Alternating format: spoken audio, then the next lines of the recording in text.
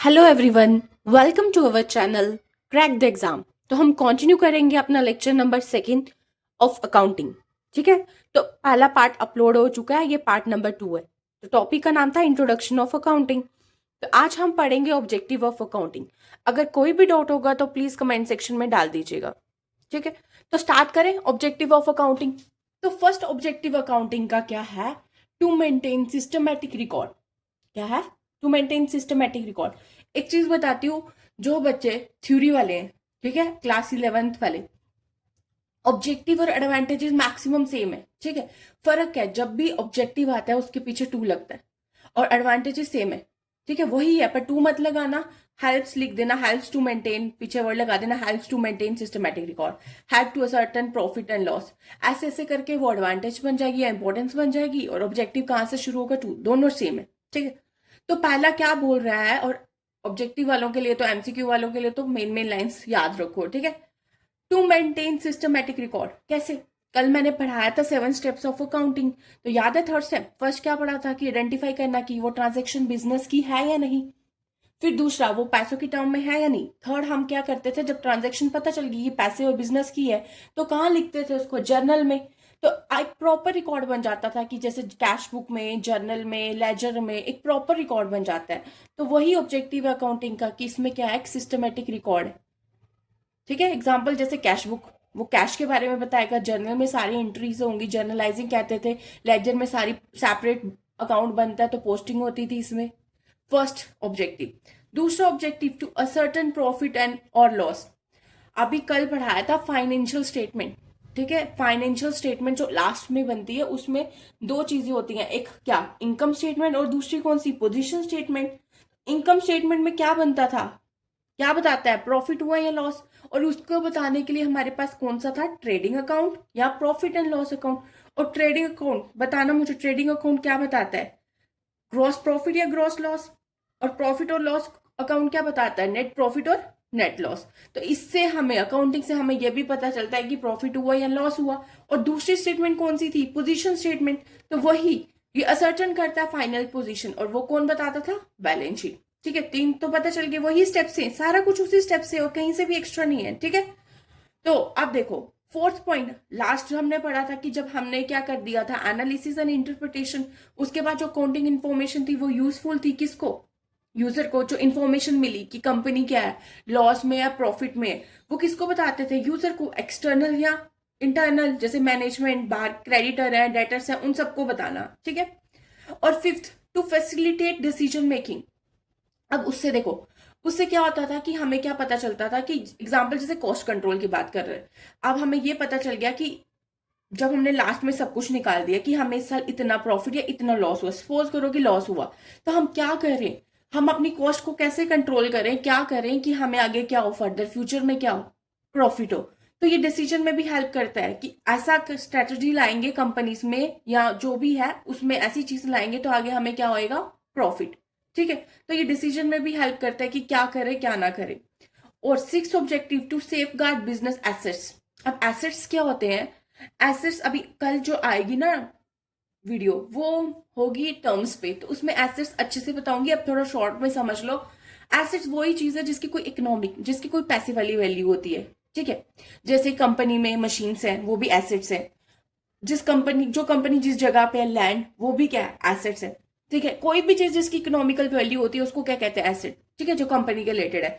तो कहता, ये क्या करता है, कंपनी के एसेट उनको बचाता है, कैसे, फ्रॉड और एरर से।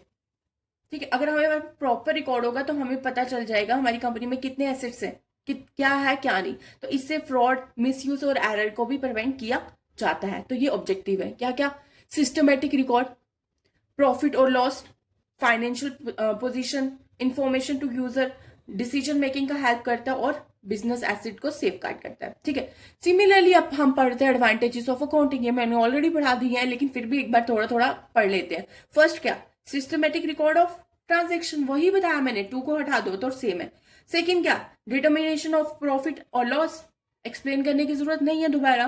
फिर थर्ड क्या, knowledge of financial position of particular date में, जैसे हम कहते हैं ना इस कंपनी की क्या पोजीशन है फाइनेंशियल, उसी डेट पे हम क्या मांगेंगे, उसकी कंपनी की बैलेंस शीट। ठीक है, तो आगे चलते हैं। तो आगे है फोर्थ, हमारे पास क्या है, हेल्पफुल इन डिसीजन मेकिंग, अभी बड़ा डिसीजन में हेल्प करता है। और फिफ्थ, इससे कंपैरेटिव स्टडी भी होती है। कैसे कंपैरेटिव स्टडी, देखो अभी क्या कहता है, देखो ये परफॉर्मेंस को कंपेयर करता है कि पिछले साल बिटवीन ईयर्स, कि इस साल हमें इतना प्रॉफिट या इतना लॉस हुआ था, या इस साल आगे वाले साल में हम क्या करें, क्या डिसीजन लें। जैसे हमने कहा ना डिसीजन मेकिंग में तो हमारी कंपनी ग्रो कर सकती है, ठीक है। या कंपेयर करता है किसके भी डिफरेंट फॉर्म्स, वो देखता है कि इस कंपनी में कितनी इसकी ग्रोथ है, हमारी क्यों नहीं है, या हमारी इससे ज्यादा है, हम और क्या इनोवेशन लाए कि हमारी इससे और बेटर हो जाए। तो ये कंपेयर करने के भी हेल्प आता है, ठीक है। अकाउंटिंग इन्फॉर्मेशन जो लास्ट में हमारे पास बनती है, ठीक है, बैलेंस शीट से पता चलता है।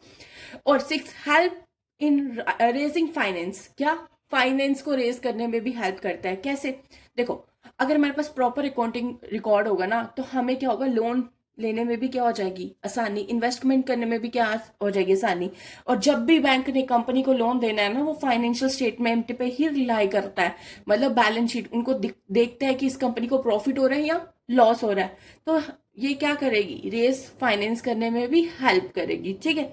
और अभी बड़ा ऑब्जेक्टिव में ये क्या करता है, बिजनेस एसेट्स के सेफ गार्ड करता है, ठीक है, सेफ गार्ड बिजनेस एसेट्स। और लीगल एविडेंस, अगर अभी हम हर चीज का क्या रख रहे हैं रिकॉर्ड, पहले तो मैंने आपको बताया ना सिंगल एंट्री और डबल एंट्री भी आएगा एक चीज, उसमें क्या करते थे सिंगल एंट्री में कि ऐसे जनरल रिकॉर्ड रख दिए, कोई प्रॉपर नहीं, ना कोई डेबिट ना क्रेडिट। लेकिन अब अकाउंटिंग में प्रॉपर सिस्टम है, प्रिंसिपल्स है, उसको फॉलो कर रहे हैं। तो जब भी कोई डिस्प्यूट होगा तो हमारे पास क्या होगा, लीगल एविडेंस, ये देखो हमारे पास है। तो अकाउंटिंग उस चीज में भी क्या करती है, हेल्प। और लास्ट हमारा क्या है कि टेक्स्ट असेसमेंट में भी हेल्प करती है, ठीक है। जैसे आपको आज की डेट में पता ही है कि हम लास्ट में क्या करते हैं, अपना इनकम टैक्स देते हैं, जीएसटी, तो ये सब कुछ कौन रिकॉर्ड कर रहा है, अकाउंटिंग, ठीक है। इससे क्या हो जाता है, हमें टैक्स में भी आसानी हो जाती है, ठीक है। तो आगे हम चलते हैं अगले टॉपिक पे। तो अगला टॉपिक हमारे पास हो गया लिमिटेशन ऑफ अकाउंटिंग। ऑब्जेक्टिव भी पढ़ ली और एडवांटेजेस भी पढ़ ली। देखो फर्स्ट लिमिटेशन हमारी है, ये क्वालिटेटिव कैरेक्टरिस्टिक्स को क्या करता है, इग्नोर।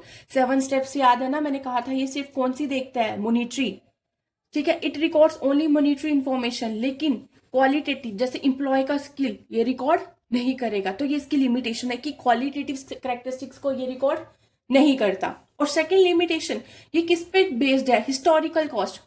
तो मतलब ये क्या करता है, एसेट्स जो हैं वो ओरिजिनल कॉस्ट पे रिकॉर्ड करते हैं, नॉट की मार्केट वैल्यू। जैसे लैंड, एसेट्स का मतलब मैंने बताया, लैंड भी क्या कंपनी के लिए एसेट्स है।